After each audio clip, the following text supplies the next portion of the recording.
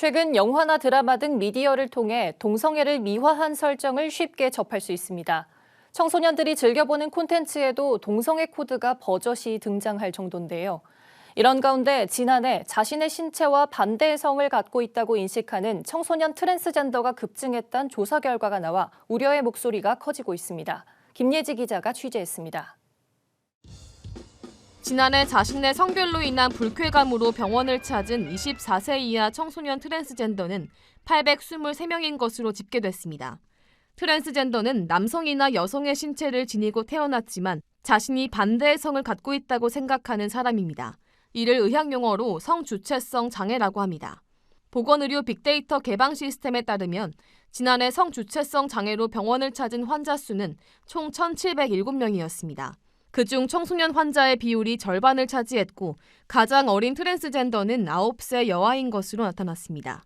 이러한 현상에 대해 전문가들은 청소년들이 성별의 다양성을 강조하는 미디어 콘텐츠와 잘못된 인권 교육에 노출된 것이 원인이라고 말합니다. 성별은 두 가지가 아닌 언제든 바뀔 수 있다고 가르치는 젠더 교육이 문제란 겁니다. 또 이러한 교육은 사회적으로 성별을 결정할 수 있다는 잘못된 인식을 심어주기 때문에 청소년의 성 가치관 형성에 영향을 줄 것이라고 지적했습니다. 전문가들은 실제로 젠더 이데올로기 교육을 시행한 캘리포니아에서 트랜스젠더 아동이 꾸준히 증가하고 있다며 해당 교육을 금지해야 한다고 강조했습니다.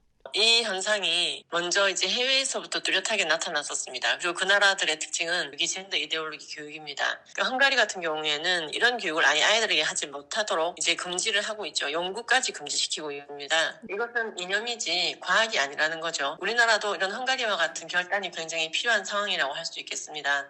청소년들이 성별 불일치감을 느끼는 데는 1차적으로 부모의 책임이 가장 크다는 지적도 나옵니다.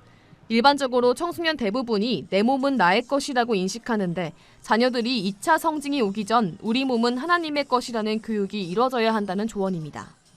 이걸 내 거라고 생각하고 내가 내 마음대로 조종할 수 있다라는 생각 안에서 성별을 바꾸고자 하는 거거든요. 그래서 그 어떤 수술로도 하나님께서 정하신 성염색체, 여자는 XX, 남자는 XY를 절대 바꿀 수가 없다. 이 메시지 하나로도 아이들이 아주 잠깐 청소년기에 혼란을 겪는다 할지라도 바로 돌이킬 수가 있는 거죠. 전문가들은 청소년에게 성별 교체가 잘못됐다고 강조하기보단 남자와 여자의 생물학적인 차이점을 어릴 때부터 교육하는 것도 중요하다고 말합니다.